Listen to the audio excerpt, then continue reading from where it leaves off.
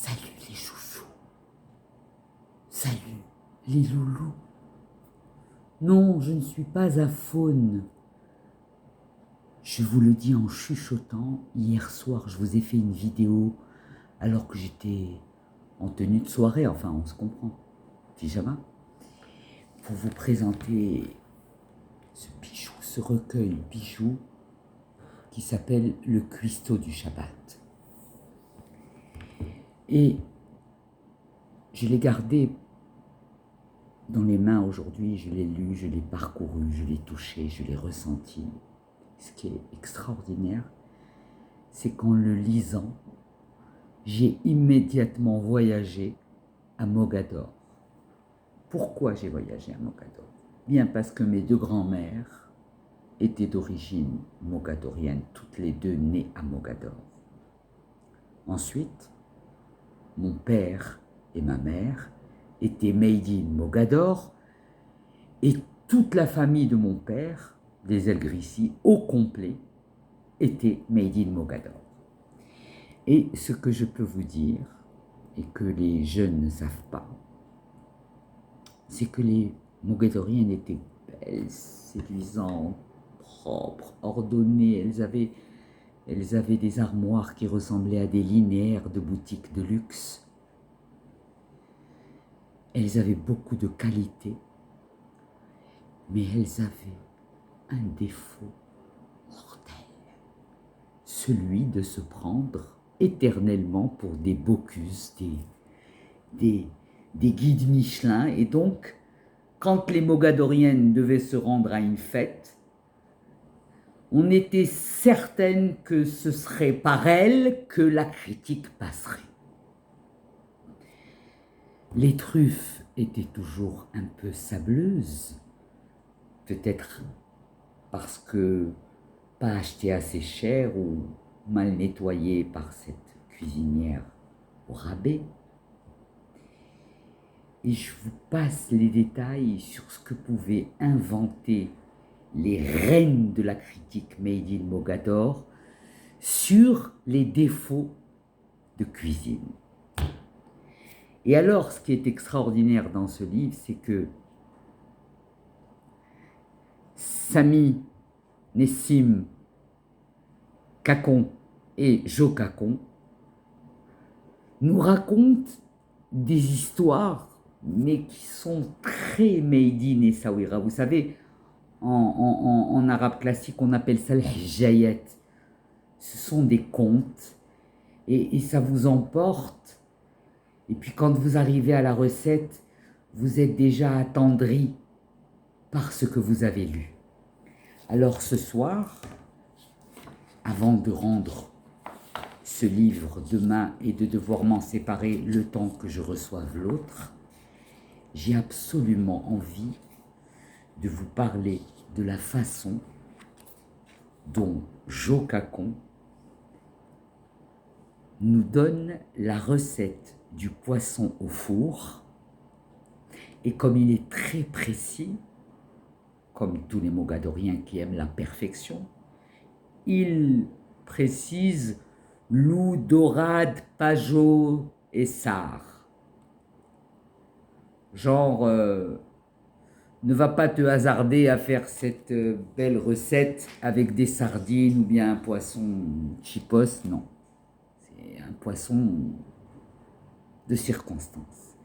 Alors, avec une recette, vous allez comprendre ce que représente ce livre pour tout Marocain qui se respecte, qui aime ses racines, qui a langui sa terre natale, qui se rend compte même tard que l'enfant est là, il est bien là, il a vieilli, mais il est là. Et pour ça, je vais vous lire la recette de ce poisson au four par Jo Cacon.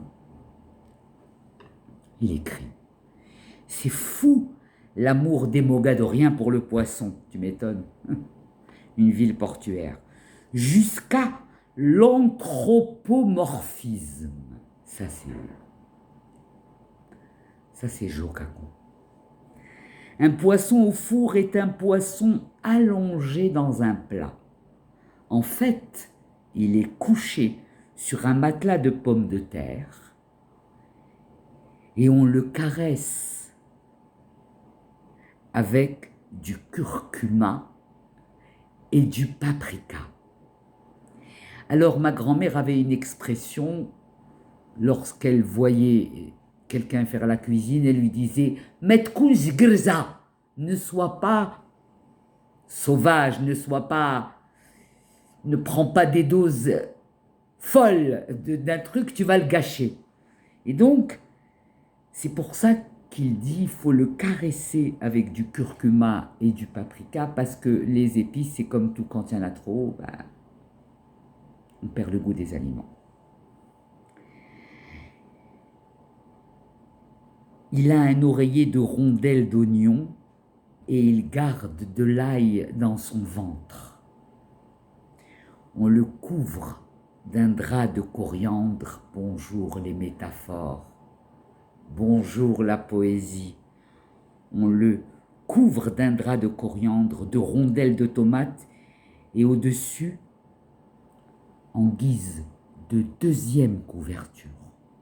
Il ne faut pas mélanger les couvertures. Il y a la première et la deuxième et suivez le guide.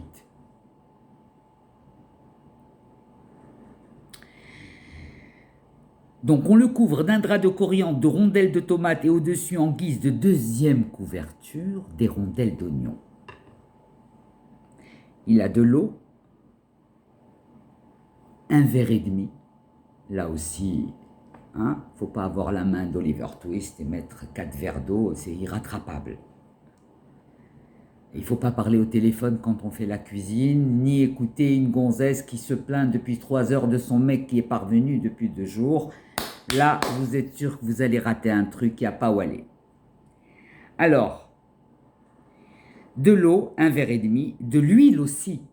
Il dit de l'huile aussi, genre, si tu le fais sans huile, il va être dégueu, of course.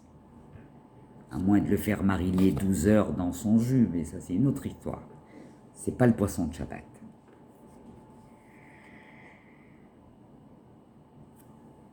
De l'huile aussi, et de l'huile aussi, 4 cuillères à soupe.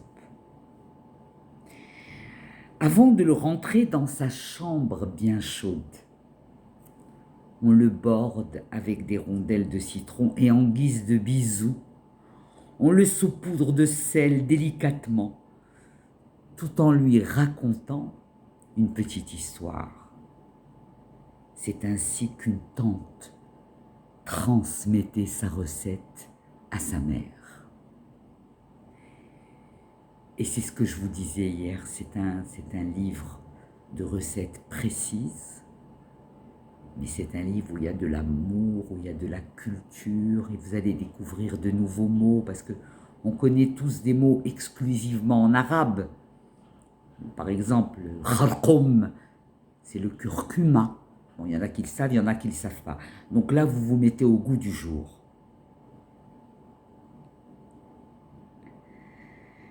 Et en guise de bisou, on le saupoudre de sel délicatement tout en lui racontant une petite histoire. C'est ainsi qu'une tante transmettait sa recette à sa mère. À ma mère. Pardon. Donc c'est la vieille tante qui donnait la recette à la maman de Jo, et de cette façon, et je veux bien le croire, parce que tous les mogadoriens, c'étaient les rois de la prose. Un loup pour 4 personnes, 20 minutes dans un four à 180 degrés. Alors là aussi, il faut faire attention. Quand on vous dit un loup pour 4 personnes chez les mogadoriens, ça ne s'entend pas par un petit loup. Ça n'existe pas chez les mogadoriens de présenter un loup petit modèle et que ce loup petit modèle regarde la tronche des 6 invités en attente. Ça n'existe pas.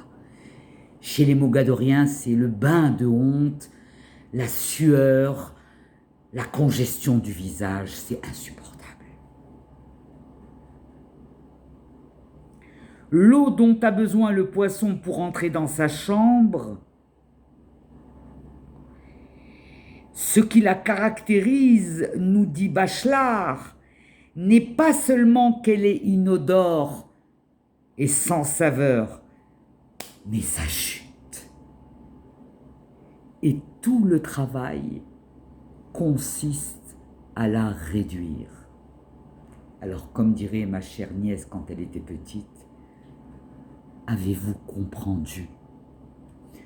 Non, sinon, je vais vous le dire, je vous ai donné une expression purement mogadorienne, idik grza, c'est-à-dire tu n'as pas de modérato dans tes doses. Il y a des personnes qui n'ont pas de modérato, qui versent le vin beaucoup trop, etc.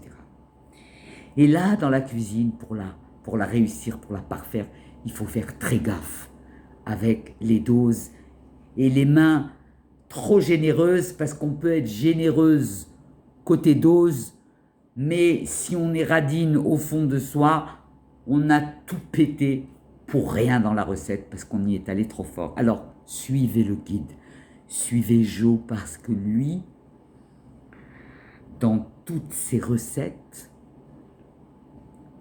il y a cette dose voulue d'orfèvrerie dans sa cuisine, cette touche de délice, parce que chez les Mogadoriens, c'est important que ce soit bon. Chez les Mogadoriens, il faut que ce soit goûteux, parce que sinon, tout le monde développe dès l'enfance un réflexe du style quand ça n'est pas délicieux. Alors que dans d'autres maisons, les femmes pressées ou qui parlent toujours au téléphone avec leur mère ou leur sœur, whatever.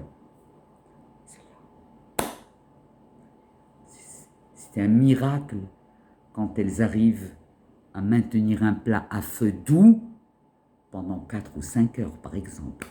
Pour sûr, elle va l'oublier en train de cramer. Et là, je vous explique que la cuisine, en fait, c'est un acte d'amour. Est-ce que quand on aime en étant énervé? Non. Quand on fait la cuisine, c'est un acte qui demande de la patience, de l'amour, du partage, de la savlanout, comme on dit en Israël, sbar, du sourire, parce qu'il ne faut pas être énervé quand on cuisine. Ça se voit. Quand quelqu'un est énervé et qu'il fait la cuisine, on tombe sur des boules de curcuma qui n'ont pas été diluées, je vous en passe. Hein. Et c'est pas parce que je suis critique culinaire, pas du tout. Non, ça m'est arrivé.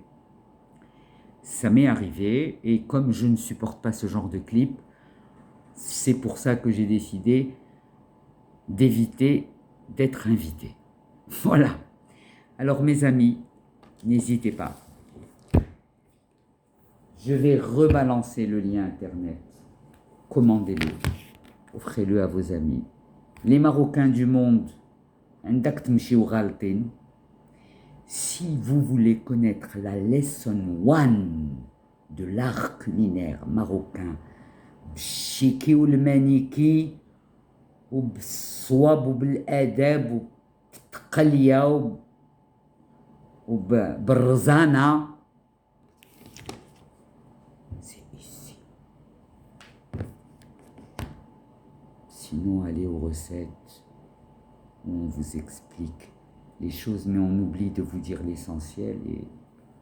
Et après, quand l'heure H arrive et que les invités laissent 2 couronnes dans votre pain, ben, on s'en veut de ne pas avoir suivi la recette méticuleusement. Vous l'avez compris. Je veux mettre de l'humour, du piquant dans vos vies, parce que entre le corona, le variant, le truc muche, la merde, la crise économique, les barrières. Moi, aujourd'hui, j'ai passé une journée de kiff. J'avais l'impression que j'avais un conte, qu'on m'avait livré un conte de fées. Sauf que ce sont des fées. Et j'ai parcouru ce bouquin et j'ai pensé à mes 2 grands-mères, ma Marina, ma Marahel, Souériyat, Ala Hkoum Triqoum, mon arrière-grand-mère Imamrim.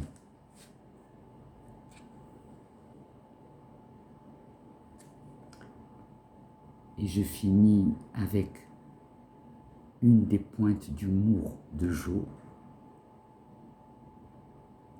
les gens pensent que les boulettes, c'est forcément de la viande. Et l'interlocuteur de Jo, qui n'est autre que Jo, répond par une bulle. Il y a aussi les sardines et les maladresses. Oui, quand on fait une maladresse, on appelle ça faire une boulette. En attendant, pour ceux qui rêvaient de manger des boulettes qui n'est pas le poids des balles de tennis ou de ping-pong ou je ne sais quel autre substitut de balles dures, vous allez découvrir comment on fait de la boulette qui pourrait être confondue avec du pâté. Le pâté, ça vous parle, les amis. Les filles, les amis, c'est le moment, partagez, diffusez, et je vous en prie, s'il y a quelqu'un qui a envie de faire une des recettes de Jo avec une caméra en direct, qu'il le fasse. Salut les amours.